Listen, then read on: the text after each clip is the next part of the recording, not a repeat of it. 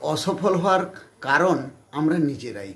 আমরা ভেঙে পড়ি, লোকের কথায় আমরা কান দিই, দিয়ে আমরা নিজেরা ভেঙে পড়ি। কিন্তু আমাদের ভেঙে পড়লে চলবে না, আমাদের লক্ষ্য স্থির করে একইভাবে চলতে হবে। প্রতিটি মানুষের জীবনে একটা ভালো সময় আসে, আপনার জীবনেও আসবে। আপনাকে সেই ভালো সময়টাকে অপেক্ষা করতে হবে, শিখরে পৌঁছাবে। কিন্তু আপনি যদি আগেই ভেঙে পড়েন, তো আপনাকে মোটিভেট করার কেউ পাশে থাকবে না। কারণ আপনার মনের মধ্যে যে একটা ভীতি কাজ করবে, সেই ভীতিতে আপনাকে সাপোর্ট করবে না। কিন্তু যদি আপনি পজিটিভ থাকেন, হাসি মুখ থাকে, সেই ব্যর্থতার মাঝখানেও একটা হাসি, চাপা হাসি থাকতেই হবে।